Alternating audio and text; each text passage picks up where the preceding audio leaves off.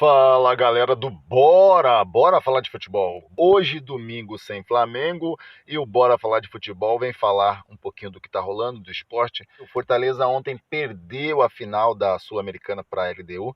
Impressionante como dois clubes na América do Sul vêm conseguindo derrubar clubes favoritos nessas competições como Sul-Americana e também Libertadores. Dois clubes para a gente sempre falar o nome deles, que é a LDU e também o Independiente Del Valle. Dois clubes que aí vêm fazendo muito barulho aqui, chegando em fases agudas da Libertadores ou conquistando a Sul-Americana. O ano passado o São Paulo perdeu a final, né, pro Independiente Del Valle. E esse ano, para o Fortaleza, seria importante o título da Sul-Americana, mas não deu, vai ficar para a próxima. E isso não apaga o grande trabalho que o Vojvoda está fazendo no Fortaleza. Já faz um tempo que o Vojvoda vem fazendo um grande trabalho no Fortaleza, tem que se destacar isso. E aí, quando chega na final, nem sempre, final é aquela história.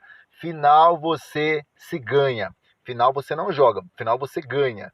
E a LDU foi muito mais feliz nas cobranças de pênalti, e Fortaleza aí vai continuar fazendo uma grande campanha no Brasileiro e não pode se apagar o trabalho do Vojvoda, que o Vojvoda vem fazendo até aqui no Leão do PC. Agora vamos falar de Flamengo, né? A gente tem que falar de Flamengo, né? É evidente que vamos falar de Flamengo. Vamos falar do Tite. O Tite no Flamengo, gente.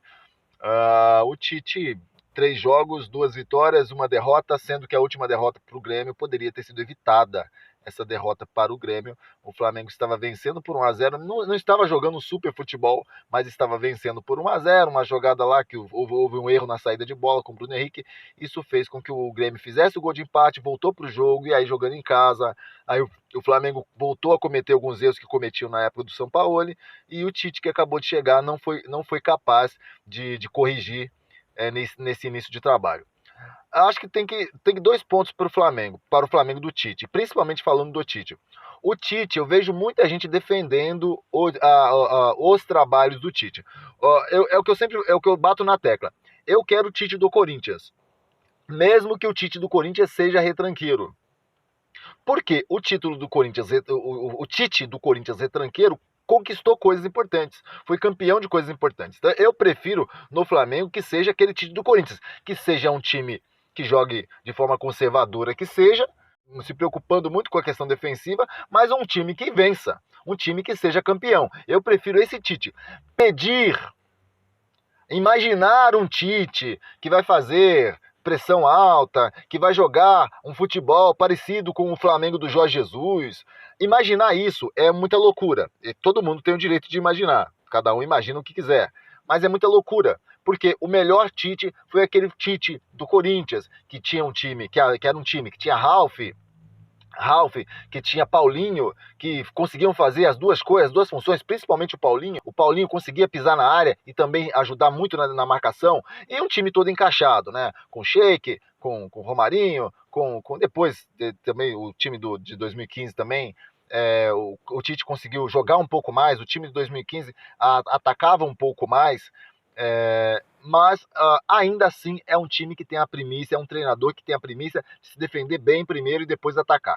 Não acredito que o Flamengo do Tite será um time que tenha 30% daquele Flamengo do Jorge Jesus. Não, isso eu não acredito. E outra coisa, se o Tite fosse um treinador muito acima da média, ele não estaria aceitado o convite do Flamengo, ele estaria na Europa. Se ele fosse realmente muito acima da média, ele estaria treinando um clube europeu. Por que o Tite não está lá? Ok, tá no Flamengo, vou torcer pro Tite? Claro, eu estou torcendo pro Tite. Estou fechado com o Tite.